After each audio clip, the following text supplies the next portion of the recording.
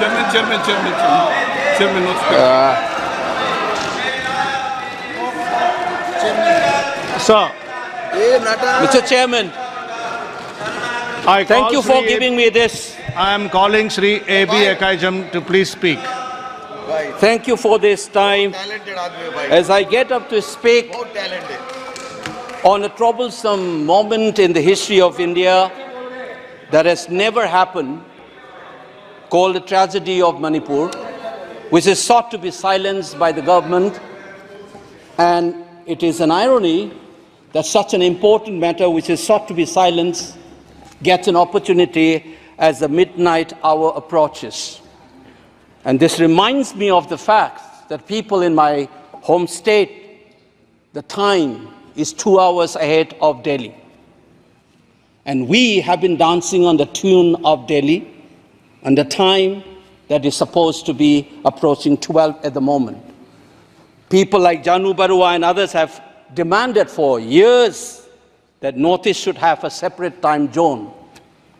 Only then you will be able to live with dignity and a sense of well-being.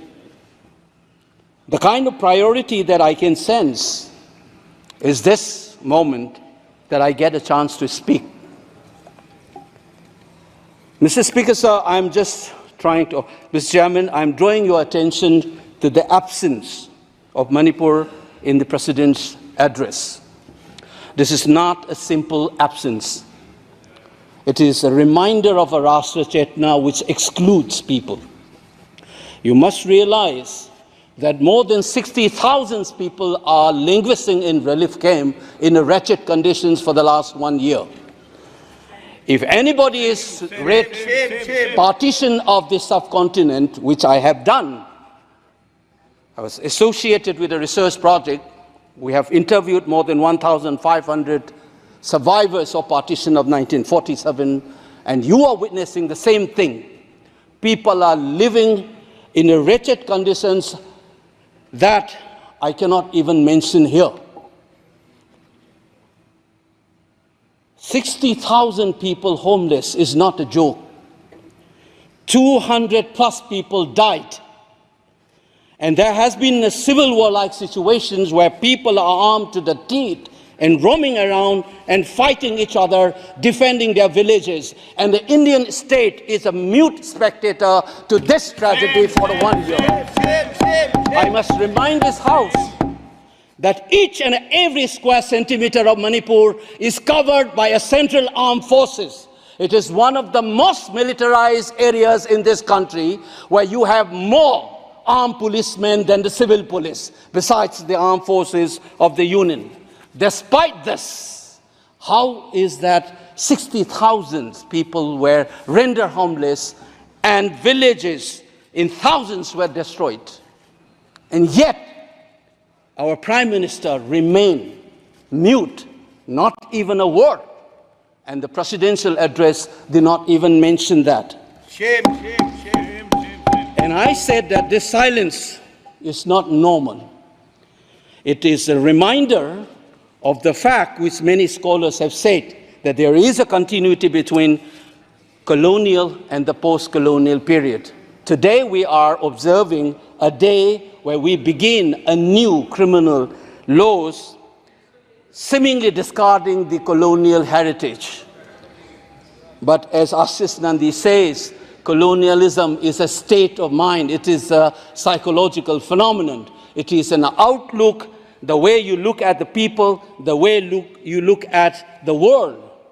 And the fact that this continuity is shown by neglecting the tragedy of a state, which is the 19th state of the Union.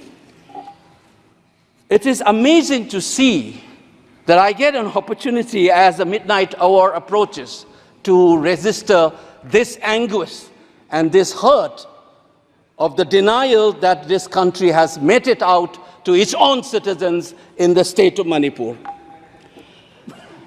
I must ask these questions to the House.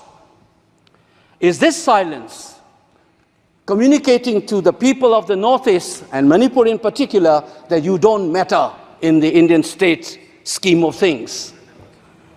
Major Laisam Jotin, who was awarded Ashok Chakra while grappling with suicide bomber, was a Manipuri, who was awarded Ashok Chakra.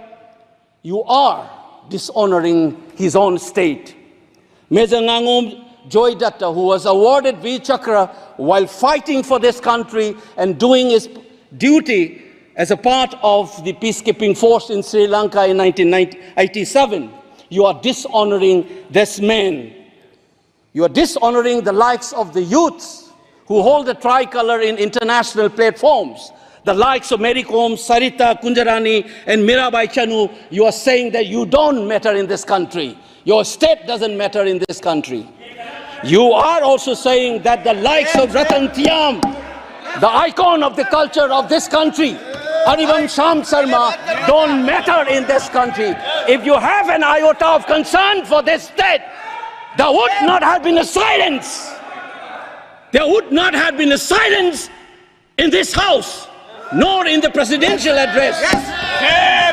This must be registered. Please raise your point of order. If you wanted to doubt the nationality and the nationalism of the people of that state, you must realize that these people have fought for the country. These people have brought Lural to this country. Please remember this. And that is what the silence means. 1 second. And I am telling you this. Mary Kom को हमने member of parliament बनाया, Bharatiya Janata party ने member of parliament बनाया। हमने कैसे नहीं इज्जत दी मणिपुर को? मणिपुर को स्पोर्ट्स यूनिवर्सिटी दिया। और आपसा जो है, मैं एक ऐसा आदमी हूं कि मेरे मामा को मणिपुर में गोली लगी, वो सीआरपीएफ के डीआईजी थे, इनको शहीद नहीं पता है। और 1956 में पहला आपसा मणिपुर में लगा, और 1956 से आज तक कांग्रेस के कारण मणिपुर की यह स्थिति है। 5 years after independence, can you negate this fact? We are talking about the inclusion of the Northeast history after 75 years. That's a classic exclusion. India was an anthropological subject, not a historical subject in the eyes of the colonial forces. And today, the Northeast remains outside of the history of the Indian history textbook. That is why you treat them as the other. And that's the silence. And the silence on the Manipur tragedy is not unique. It is a reflection of this general continuity of the colonial in the post-colonial. It is sad to see a nationalist party like the BJP will feel comfortable with this silence on the tragedy of Manipur. Keep your hands on your heart and think about the 60,000 people who are linguistic in relief camps. And those mothers, those widows, think of them. And then you talk about nationalism. Point is made. He made Only his point. then we will understand what this tragedy means. And Mr. Chairman, the hurt, the anger has thrown a nobody like me to be part of this temple of democracy. Beating the BJP cabinet minister, think about the pain. If you hear an anxiety, anguish and a pain in my voice, please go back and see those 60,000 people linguisting in the relief camp. Don't talk about partition remembrance till you bring that. I would keep quiet the moment the Prime Minister opened his mouth and the Nationalist Party says that Manipur is part of India and we care for the people of that state. Only then I will accept what is nationalism in our face. Thank you, Mr. Chairman.